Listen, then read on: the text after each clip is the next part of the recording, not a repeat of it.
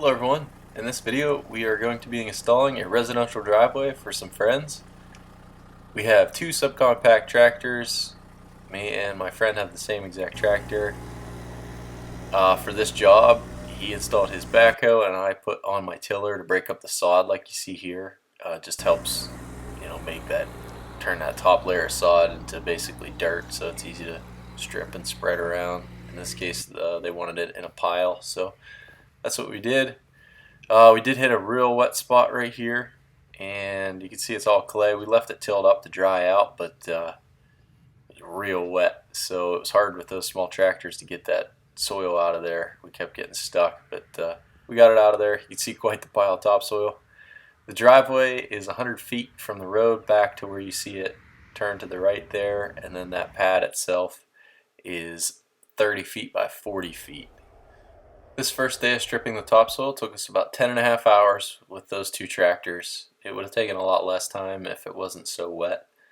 We really struggled to get the topsoil out of this spot right here. And we left it tilled overnight to dry out, and then the next day it was workable. So we got it packed in and then got the geotextile spread on it so that it was ready for gravel.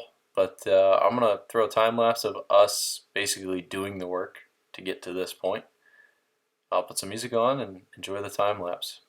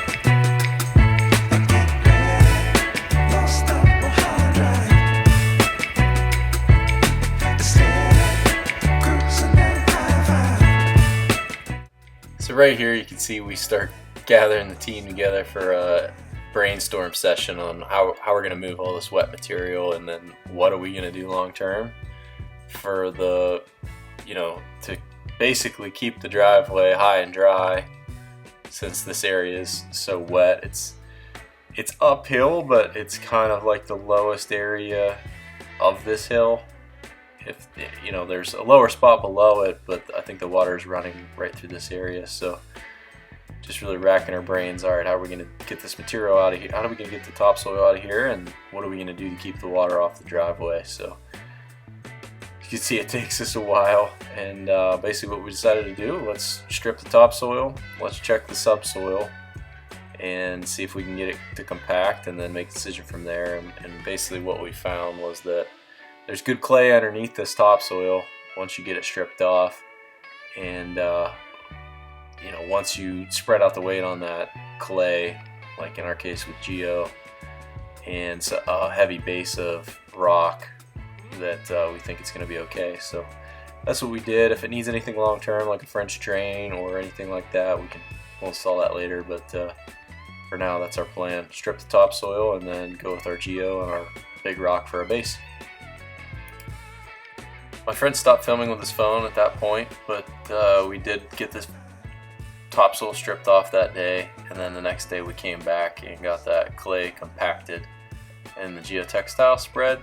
We used a commercial grade geotextile, and then we went with number 3 limestone, so it's real big stuff, and we used that for a base, and we put that in over a foot thick, and then came back with 2A modified limestone that has the fines in it, and that stuff really locked it all together. And now we're built up with stone material that's higher than grade, so it seemed to lock in real nice, and it seems great for vehicle traffic. So we'll see what it looks like long term. My friend's keeping tabs on it, and we'll make a decision in the future if we have to do anything further, but so far it feels great, looks great. So thanks for watching. If you enjoyed, please subscribe.